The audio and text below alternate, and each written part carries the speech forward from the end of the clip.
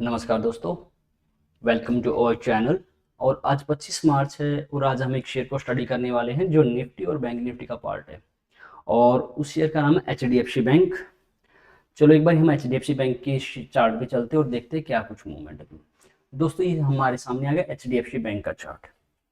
अब सबसे पहले हम इस चार्ट को देखते हैं तो निफ्टी है, पहले इसको हम मंथली चार्ट पे लगाते हैं दोस्तों। ये मंथली चार्ट है और हमें पता है कि पिछले 6 महीने में निफ्टी का ये महीना क्या है, आपका पॉजिटिव है। नहीं तो निफ्टी कॉन्टिन्यूसली क्या है, रेड में क्लोजिंग दे रही है पिछले 5 महीने में।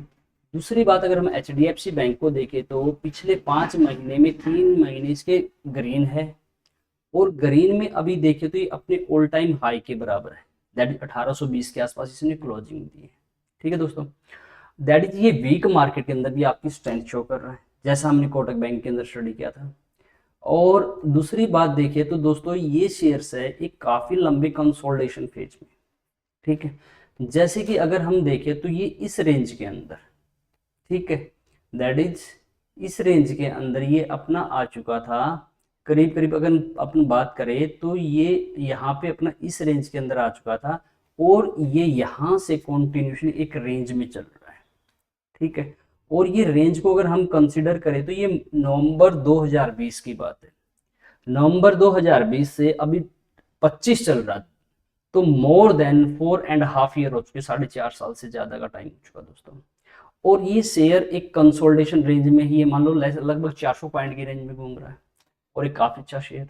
ठीक है, अभी दूसरी तरफ देखें तो ये ऊपरी तरफ रेसिस्टेंट है, ये लगभग 1720 के आसपास ये रेसिस्टेंट फेस कर रहा था।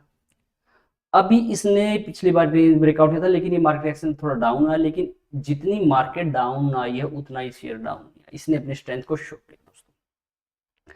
अभी मुझे लग रहा है कि ये शेयर यहाँ से ब्रेकआउट देगा, और जैसे ये शेयर ब्रेकआउट देता है तो आपको कुछ ज्यादा नहीं, मैं लंबे जितना टाइम इसने कंसोलिडेशन में बिताया है उसकी रिटर्न आपको एक आने वाले टाइम में दे देगा।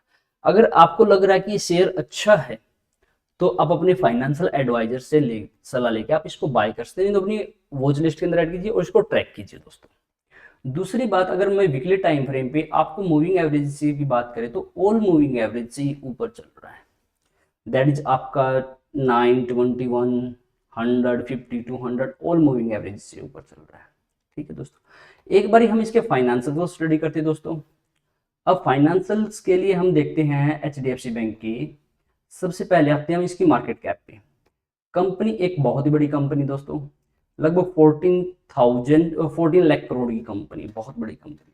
ठीक है, उसके बाद हम इसकी सबसे पहले बात करते हैं रिटर्न ऑन इक्विटी की एनुअल बेस पे 14%।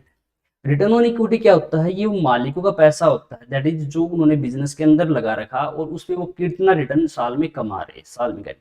अब जैसे मैं सिंपल बात समझा, जैसे आपने कोई बिजनेस स्टार्ट किया 100 रुपये लगा के और साल के अंदर आप उससे कितना पैसा, जैसे आपने 14 रुपये कमाए तो आपकी रिटर्न ऑन इक्विटी भी 14%। अब जैसे इन्होंने क्या है 1 लाख लगाए तो 1 लाख पे 14,000 हो जाएगा, तो ये इस तरीके से कैलकुलेट होता है, दैट इज अच्छी रिटर्न ऑन इक्विटी। उसके बाद अगर हम देखें तो शेयर ये लगभग 20 के पी पे ट्रेड करा दोस्तों यहाँ पे। ठीक है, अब आप हम देखेंगे पी ठीक है, यानी वो थोड़ा एक बार लेटर हम स्टडी करते हैं। उसके बाद देखें तो दोस्तों ये PEG, that is PE upon earning growth ratio होता है, ये दैट इज ये डिफाइन करता है कि कोई शेयर, जैसे हम क्या पीई को मानते हैं कि ये वैल्यूएशन डिसाइड करने के लिए होता है, कोई शेयर महंगा है सस्ता है। पीईजे रेशियो क्या होता है कि वो जो वैल्यूएशन है वो वास्तव में ठीक भी है, यानी उसके साथ दैट इज, और पीई रेशियो के साथ वो अर्निंग ग्रोथ भी देखता है कि उस शेयर में अर्निंग ग्रोथ कितनी है। अगर सिंपल भाषा में बताऊं तो पीई रेशियो अगर आपका 1 के इक्वल है तो ये फेयर माना जाता है, less than 1 that is under value and above 1 ये आपका माना जाता है एक्सपेंसिव दोस्तों। अब यहाँ पे एचडीएफसी बैंक की अगर हम देखें तो यहाँ पे आप देखोगे कि इसने 52 वीक में प्राइस रेंज इसकी 1421, जो हमने 1375 के आसपास थी, 1375 से ये अभी 1800 अपर बैंड के आसपास आया है। ठीक है, और ये ही एक रेंज है जो आप इसको 1 ईयर का रिटर्न मान लो या फिर आप 4.5 ईयर का रिटर्न मान लो, दैट्स डिपेंड ऑन यू। और ये लगभग 26-27% के आसपास इसने रिटर्न दिया है। 1 मंथ में ये 8% ड्रॉप है दोस्तों, एंड 1 वीक के अंदर 6.5% एंड आज के लिए 1.2% है दोस्तों। ठीक है, उसके बाद हम अगर इसके चार्ट की बात देखें तो उसके साथ देखिए, अभी मैं आपको एक चीज दिखा रहा हूँ यहाँ पे, ये हमारा पीई रेशो होगा, ठीक है।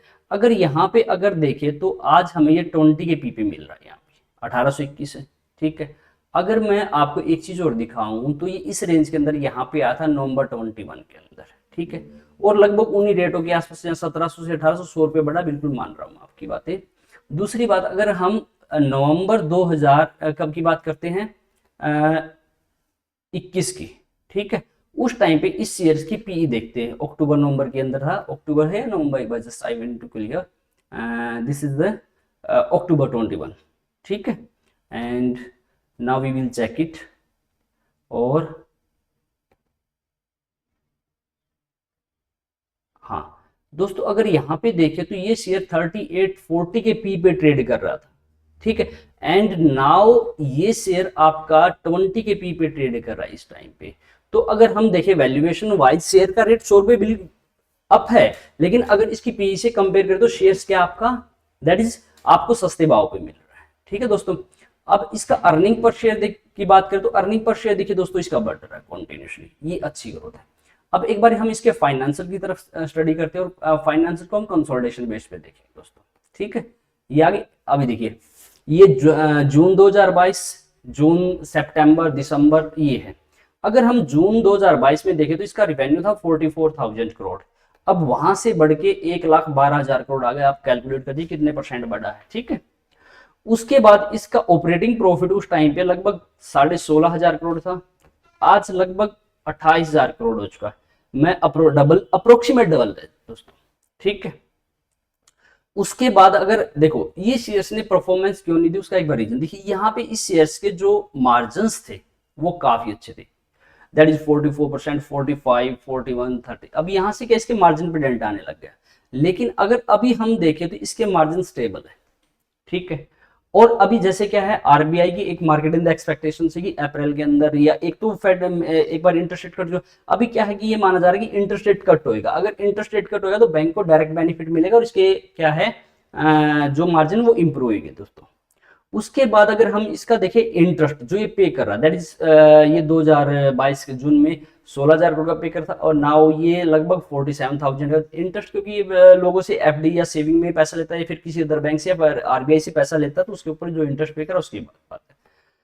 अब ये प्रॉफिट बिफोर टैक्स की बात करें, जिसमें टैक्स अभी नहीं डिडक्ट हुआ, वो लगभग ये 2 जून के अंदर लगभग 12,000 करोड़ के आसपास था, और नाउ ये हो चुका है करीब करीब 24,000 करोड़ के आसपास, मतलब अप्रोक्सीमेट डबल के आसपास। टैक्स भी लगभग उस टाइम पे 3200 करोड़ का पे करा था, नाउ 5600 करोड़ का, टैक्स भी काफी अच्छा पे करा। अब नेट प्रॉफिट पे आ जाता, ये उस टाइम पे दैट इज जून के अंदर 9500 करोड़ का इसका प्रॉफिट था, और अभी बढ़ के कितना हो चुका है, लगभग 17,600 करोड़ हो चुका है। तो डबल नहीं है तो अप्रोक्सीमेट डबल है दोस्तों, ठीक है। एक चीज और हम जो डिस्कस करना चाह रहे हैं, अभी देखिए earning per share, earning per 71 था, अब ये बढ़ते बढ़ते 91 rupees per share, that is जो हम एक शेयर बाय कर रहे हैं उस एक साल, एक शेयर में एक साल में, दैट इज जो अभी टीटीएम, टीटीएम का मतलब होता है पिछले 12 महीने का, पिछले 12 महीने में एक शेयर पिछले 91 रुपीज कमाई सर, जो अच्छा है दोस्तों। और एक चीज हम यहाँ पे डिस्कस करना चाहेंगे, हम ज्यादा इन डेप्थ में मैं आपके साथ नहीं जानता, लेकिन मैं आपको जो चीज है रिलेवेंट वो बताना चाह रहा हूँ। अभी यहाँ पे शेयर होल्डिंग पैटर्न की बात करिए, आपको शायद यहाँ से कुछ अच्छी चीज मिल जाएगी, ठीक है। अभी यहाँ पे अगर इसके शेयर होल्डिंग पैटर्न की बात करें तो एफआई के पास 49% इस टाइम पे होल्डिंग है, म्यूचुअल फंड के पास 24% के आसपास होल्डिंग है, ठीक है। पब्लिक के पास 16 एंड अदर के पास कितनी है, 10.11% के आसपास। अब देखिए दोस्तों यहाँ से अब आपको एक चीज पता लगी, यहाँ पे जून के अंदर एफआईआई के पास 32% के आसपास की क्या थी, होल्डिंग थी, नाउ बढ़ के कितनी हो चुकी है दोस्तों, 49% के आसपास, अप्रोक्सीमेट 17% बढ़ चुकी है। दूसरी बात म्यूचुअल फंड की देखें, डीआईआई की 27% के आसपास रिटर्न थी, जो बढ़ के अभी कितनी हो चुकी है, 34.5% के आसपास। अगर हम परसेंटेज टर्म में देखें तो अप्रोक्सीमेट 8% के आसपास। और दूसरी चीज, जो अगर आप म्यूचुअल फंड एंड एफआईआई की होल्डिंग देखो, तो अगर कंबाइन होल्डिंग करें तो इंस्टीट्यूशन की कंबाइन होल्डिंग इस शेयर्स के अंदर बैठती है लगभग 83.84% के आसपास, जो एक काफी अच्छी होल्डिंग है, ठीक है दोस्तों। अब इस शेयर के अंदर इतनी अच्छी इंस्टीट्यूशन की होल्डिंग है, वो इतना पैसा क्यों लगा के बैठे और हम इसके अंदर नहीं बाय करें, तो वो आप खुद देख सकते हो। दूसरी बात दोस्तों, ये ऑल ओवरव्यू था मेरी तरफ से एचडीएफसी बैंक का। मैं इसकी इन डेप्थ नहीं जानता, लेकिन जो ओवरव्यू था, जो रिलेवेंट चीज थी, वो मैंने आपको बताई है, ठीक है।